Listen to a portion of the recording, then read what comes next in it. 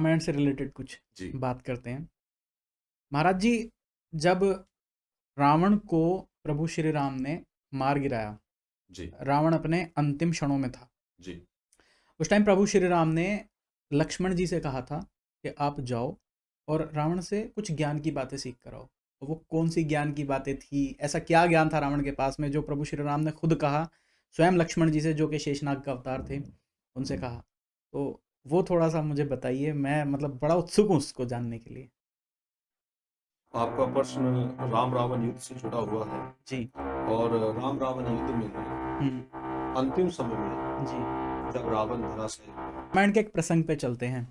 ये प्रसंग आता है तब जब प्रभु श्री राम रावण को मार देते हैं, मतलब उसकी नाभि में तीर मार देते हैं और वो अपनी जमीन पे लेट के वो अपनी मृत्युशैया पे पड़ा हुआ होता है।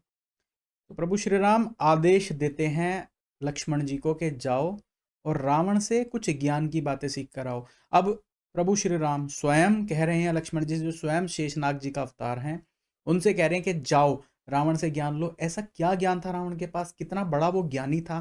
क्या ज्ञान की बात लेने के लिए भेजा होगा उन्होंने? देखिए, विशेषतः आपके इस प्रश्न से हमें एक तो ये समझना चाहिए कि हम्म। भगवान राम ने हम्म। उन परिस्थिति में भी, जब दोनों ओर विषम परिस्थिति है, जी। सामने जो प्रतिद्वंदी है वो शत्रु पक्ष है, जी। और समाज के बीच उसकी कैसी दशा और दिशा है, हम्म। वो कैसा संकेत और कैसा संदेश समाज को दे रहा है, उसके बाद भी उन्होंने यहाँ पहले तो ब्राह्मण का सम्मान रखा, हम्म। क्योंकि रावण जन्म से ब्राह्मण है। हम्म। और ये भी कहना यथोचित होगा कि ज्ञानवान है, हम्म। श्रेष्ठ है। ये तो ननिहाल पक्ष से उसको दैत्य गुण मिल गए, जी। वे प्रभावी रहे तो उसका जीवन प्रभावित रहा, हम्म। क्योंकि बच्चा माँ के प्रभाव में आकर मामा और नानाओं में हो जाता है। हम्म। तो यहाँ पर विशेषतः ये बात समझने की है कि भगवान राम यहाँ ब्राह्मण का सम्मान कर रहे हैं। हम्म।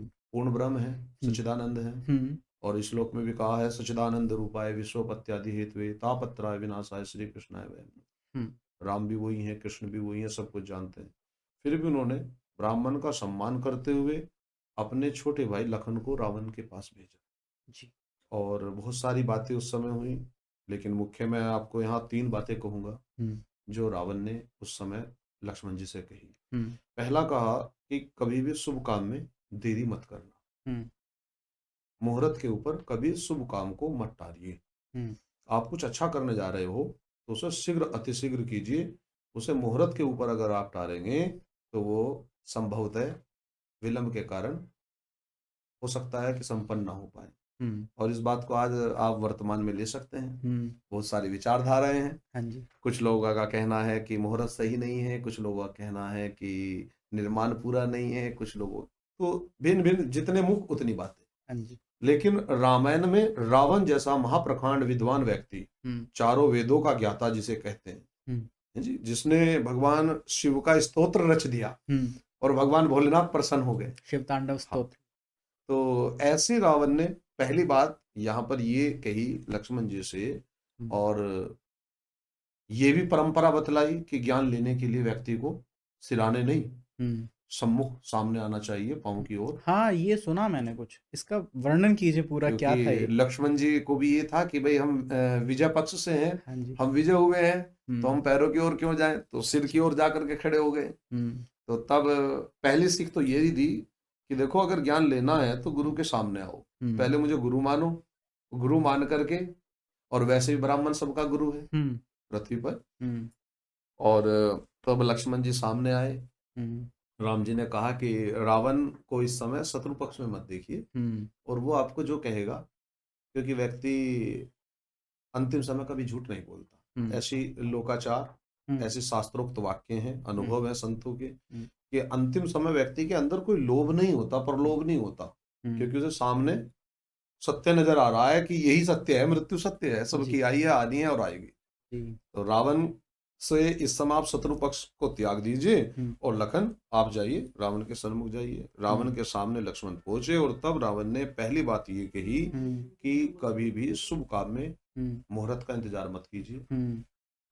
शुभ काम को जितना जल्दी हो सके हम्म। उसे करना चाहिए। हम्म। और इसका उदाहरण आप राम जी की जन्मभूमि से भी ले सकते हैं। जब राम जी के राज तिलक की तैयारी थी, तो विश्वामित्र जो कुलगुरु हैं वशिष्ठ जी, दशरथ जी के यहाँ, उन्होंने मुहूर्त के ऊपर, उनसे बड़ा तो कोई ज्योतिषचार्य नहीं होगा, और मुहूर्त ही तो था। बोले कि दशरथ जी ने कहा बड़ा सा अच्छा मुहूर्त निकालिए, और वो मुहूर्त निकालने के चक्कर में रात रात में ग्रह प्रभावित हो गए।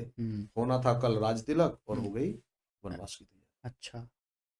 तो रावण भी आज उसी चीज को, उसी संकेत को यहाँ कह रहा है कि शुभ काम में देरी मत कीजिए, शुभ काम को जितना शीघ्र अतिशीघ्र कर सको कर दीजिए। अब इस बात से बहुत सारी बातें निकलती हैं अपने जीवन में, जहां भी हो। मैं आपको सार कह दिया एक बात का कि शुभ काम को जितना अधिक जल्दी और समय से कर लिया जाए बेहतर है, उसे मुहूर्त के ऊपर ना टालें। दूसरी बात, अपने बल का, पौरुष का कभी भी अहंकार नहीं करना चाहिए। अच्छा। व्यक्ति को अपनी संपत्ति का, अपने बल का, अपने जीवन में हमारे पास जो भी है उसका कभी इतना अहंकार ना करें कि हम अपने शत्रु पक्ष को कुछ समझने लगे। रावण ने इस बात पर इशारा किया कि मुझे ब्रह्मा जी से वर मिले थे, और वर में मैं किसी के भी द्वारा पराजित नहीं हो सकता। लक्ष्मण, केवल मुझे मृत्यु थी नर और वानर से, और मैं इन दोनों को ही अपने सामने तुच्छ मानता था। मनुष्य निर्बल है, वो मेरा कुछ बिगाड़ नहीं सकता, और वानर जो हैं वे साधारणतः जंगल में भटक रहे हैं, वे मुझे क्या हानि पहुंचाएंगे। इन दोनों के कभी भी बल की प्रकाष्ठा को मैंने नहीं समझा कि इनका बल कितना प्रबल हो सकता है, ये दोनों मिल जाए। और ये मेरी असफलता का सबसे बड़ा कारण रहा कि अंततः मुझे इन दोनों के द्वारा ही मात मिली। ये दोनों जब एक हुए और मैं धराशायी हो गया। और तीसरी बहुत अच्छी बात कही कि अपने जीवन के बहुमूल्य रहस्य